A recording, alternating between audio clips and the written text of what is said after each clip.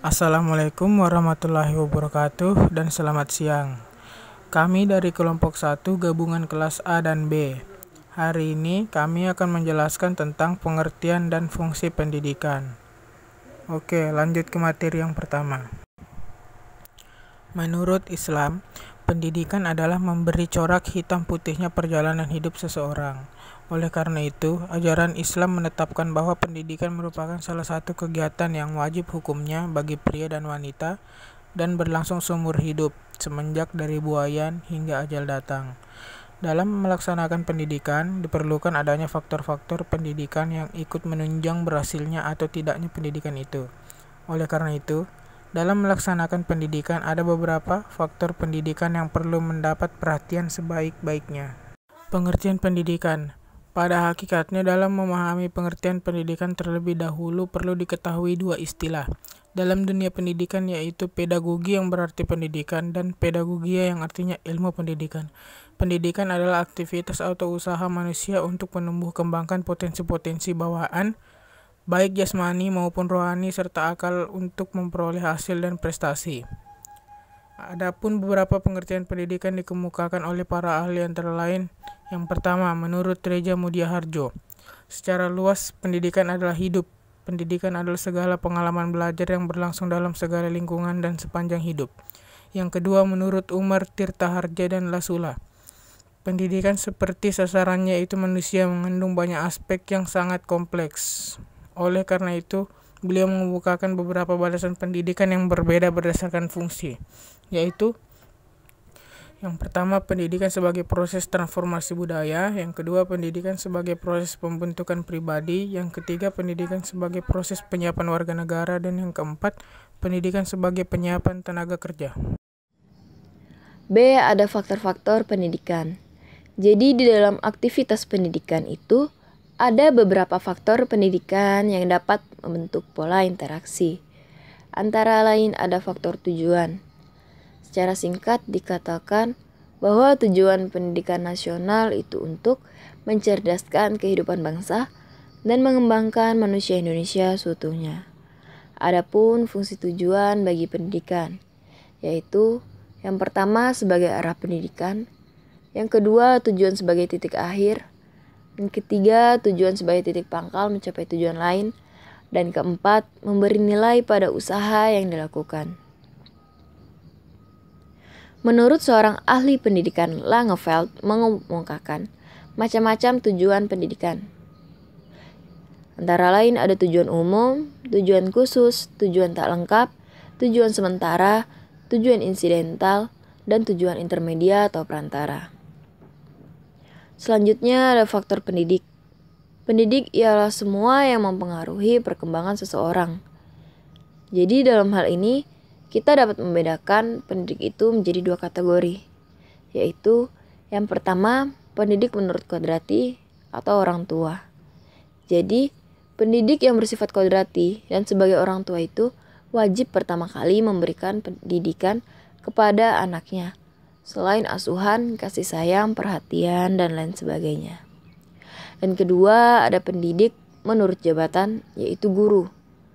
Guru adalah sebagai pendidik yang menerima tanggung jawab dari tiga pihak, yaitu orang tua, masyarakat, dan negara. Perkenalkan, nama saya Olivia Clara. Saya akan memaparkan materi tentang karakteristik yang harus dimiliki pendidik dalam melaksanakan tugasnya dalam mendidik, yaitu A. Kematangan diri yang stabil, memahami diri sendiri, mandiri, dan memiliki nilai-nilai kemanusiaan. B.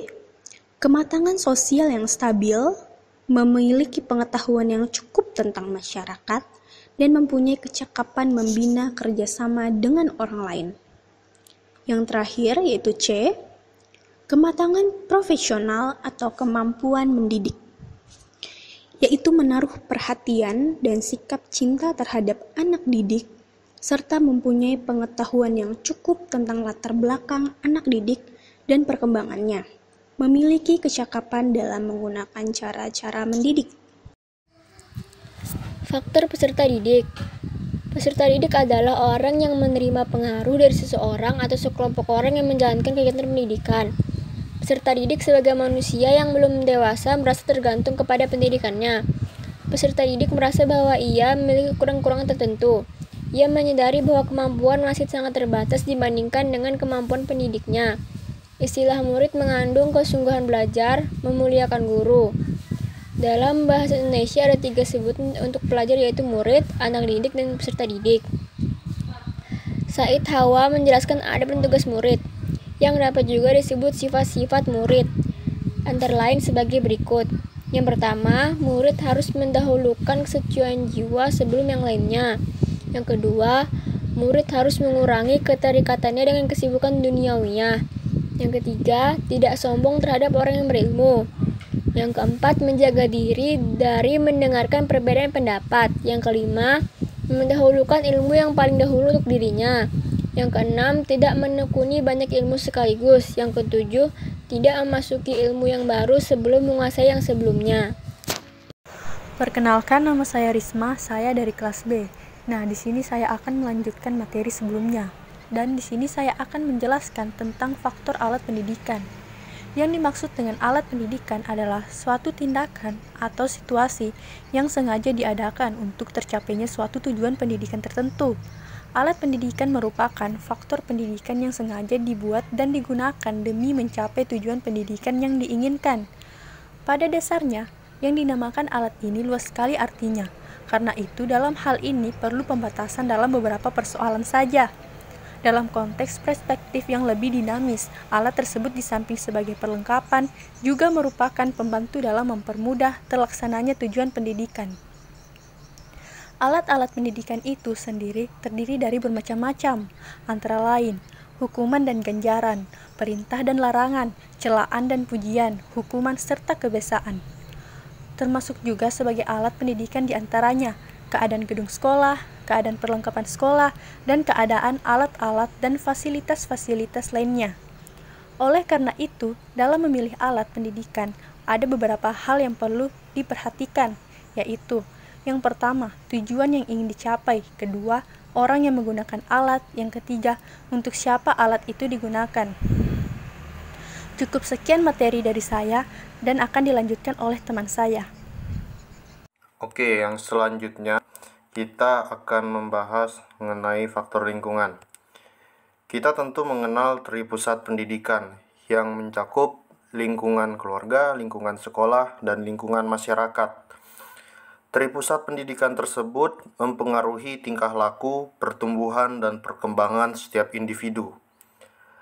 Yang pertama adalah lingkungan keluarga.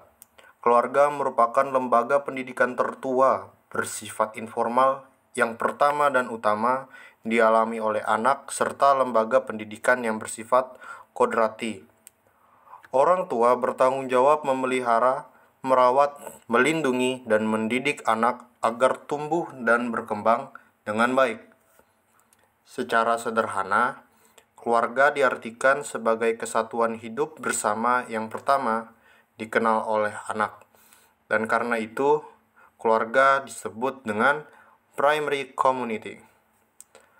Pendidikan keluarga ini berfungsi yang pertama sebagai pengalaman pertama masa kanak-kanak, yang kedua menjamin kehidupan emosional anak, yang ketiga menanamkan dasar pendidikan moral, yang keempat memberikan dasar pendidikan sosial, dan yang kelima meletakkan dasar-dasar pendidikan agama bagi anak-anak.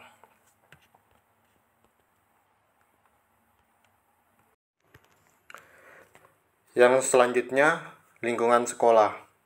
Sekolah bertanggung jawab atas pendidikan anak-anak yang pada saat itu anak-anak tersebut belajar di sekolah tersebut. Pendidikan bagi anak-anak yang ada di sekolah ini didapati bukan hanya dari guru, melainkan juga dari teman-temannya yang lain.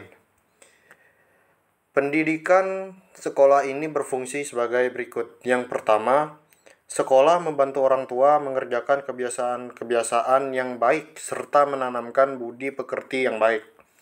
Yang kedua, sekolah memberikan pendidikan untuk kehidupan di dalam masyarakat yang sukar atau tidak dapat diberikan di rumah. Yang ketiga, sekolah melatih anak-anak memperoleh kecakapan-kecakapan seperti membaca, menulis, menghitung, menggambar, serta ilmu-ilmu lain yang sifatnya mengembangkan kecerdasan dan pengetahuan. Yang keempat, di sekolah diberikan pelajaran etika, keagamaan, estetika, membedakan benar atau salah, dan sebagainya. Di samping itu, pendidikan sekolah juga mempunyai ciri-ciri khususnya. Yang pertama, diselenggarakan secara khusus dan dibagi atas jenjang yang memiliki hubungan hierarkis. Yang kedua, usia siswa atau anak didik di suatu jenjang relatif homogen. Yang ketiga, waktu pendidikan relatif lama sesuai dengan program pendidikan yang harus diselesaikan. Yang keempat, isi pendidikan atau materi lebih banyak yang bersifat akademis dan umum. Yang kelima, mutu pendidikan sangat ditekankan sebagai jawaban terhadap kebutuhan masa yang akan datang. Yang berikutnya adalah lingkungan masyarakat atau sebagai contohnya adalah lingkungan organisasi pemuda. Sebagai lembaga pendidikan yang bersifat informal atau berada di luar sekolah, organisasi pemuda mempunyai corak ragam yang bermacam-macam. Tetapi secara garis besar dapat dibedakan antara organisasi pemuda yang diusahakan oleh pemerintah dan organisasi pemuda yang diusahakan oleh badan swasta. Peran organisasi pemuda ini utamanya adalah dalam upaya pengembangan sosialisasi kehidupan pemuda. Melalui organisasi pemuda, berkembanglah semacam kesadaran sosial, kecakapan-kecakapan di dalam pergaulan dengan sesama kawan, dan sikap yang tepat di dalam membina hubungan dengan sesama manusia. Sekian penjelasan mengenai pengertian dan fungsi pendidikan dari kelompok kami. Jika teman-teman ada yang masih kurang paham atau masih bingung tentang materi ini, silakan ditanyakan.